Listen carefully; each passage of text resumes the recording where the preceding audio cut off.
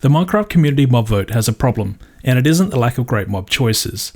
This year we have the Tuff Golem, the Rascal, and the Sniffer. They're different, they pass the Minecraft cuteness test, and let's face it, this has been a mandatory requirement imposed by the developers of late, and it doesn't take a lot of creativity to see how they could be implemented to link them to archaeology. Archaeology was deferred from Minecraft 1.18, and it seems almost a given that this, together with bundles, will return in Minecraft 1.20. The official announcement trailers have teased just enough about the mob choices to get us excited, and the community has positively responded with endless fan art, mods, and concept animations. Here is an interesting interpretation of the 3 mob choices in animation form by Schedia Studios on YouTube.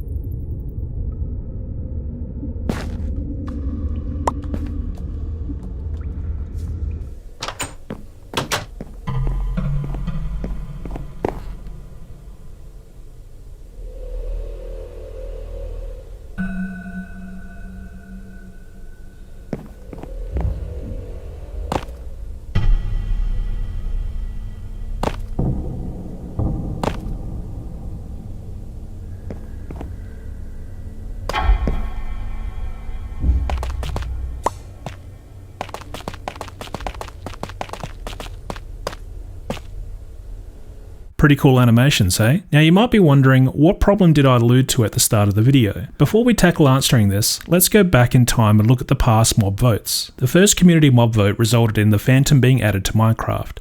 At the time of the vote, we knew the mob as the Monster of the Night Skies, a flying creature that sought out and attacked players who hadn't slept for 3 days. We were told they would spawn at high altitudes and would attack in groups. The eventual implementation of the Phantom provided us with a new item drop, the Phantom Membrane, which dropped when a phantom was killed by a player or cheekily dropped by a cat to reward a player.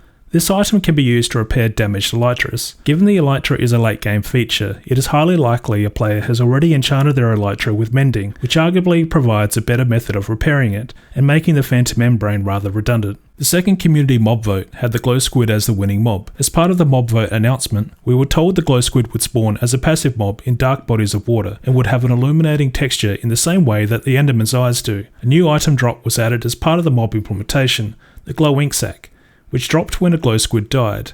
This item would be used to create glowing text on signs and glowing item frames. While interesting, the Glow Ink Sac wasn't exactly revolutionary. We were told the Glow Squid would be pretty similar to the squid that were already in Minecraft, and that is exactly what we got.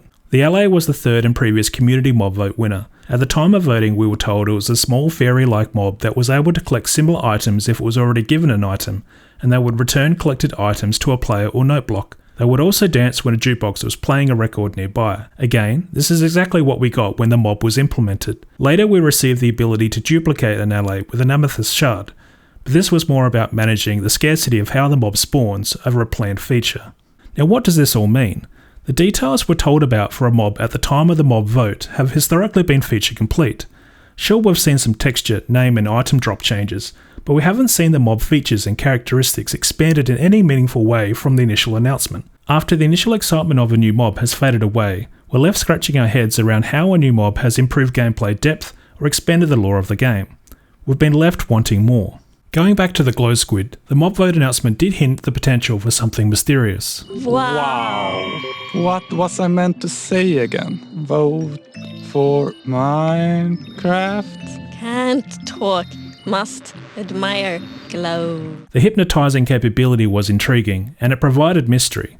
Sadly, this wasn't explored further when the mob was eventually implemented, and it is here where the danger lies and why many of us end up feeling disappointed. What we've been told at the time of the mob vote has unfortunately been feature complete. With all of this in mind, let's take another look at this year's community mob vote choices. We've been told the Rascal can be found within underground mines just below Y level 0. They won't lead players down into the deep dark, they're playful and helpful, they love to play hide and seek, and they provide hints as you search for them. When found 3 times, they will reward a player with a special prize which will help with mining. From what we can tell from the announcement trailer, the reward is likely to be an enchanted iron or stone pickaxe.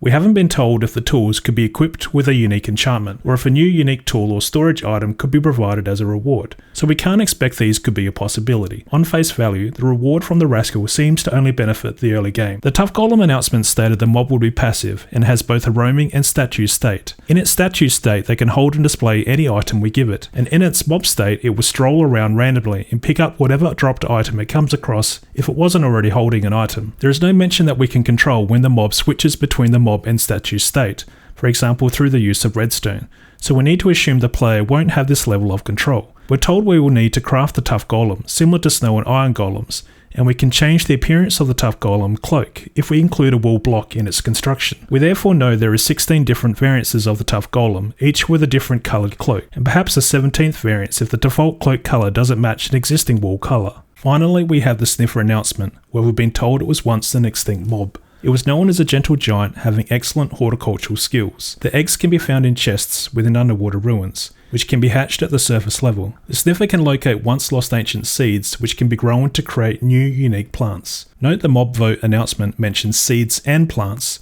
both plural, so this one mob will at least add 2 new plants to the game. The announcement video also depicts varying sizes of the Sniffer, suggesting a baby and adult variant. The adult could be considerably larger than the player, making it one of the largest mobs in the game. Based on what has been announced, and not speculated, there seems to be a clear winner in the preliminary vote so far. To buck this trend, I'd like to see the winning mob vote expanded in its implementation, so perhaps when we next get to vote, we can look forward to having some mystery and excitement around what a winning mob vote can add to the game beyond what was shared at the time of the mob vote announcement. Or better yet, have the developers capitalise on some of the ideas and concepts the community may think of off the back of the mob vote announcement.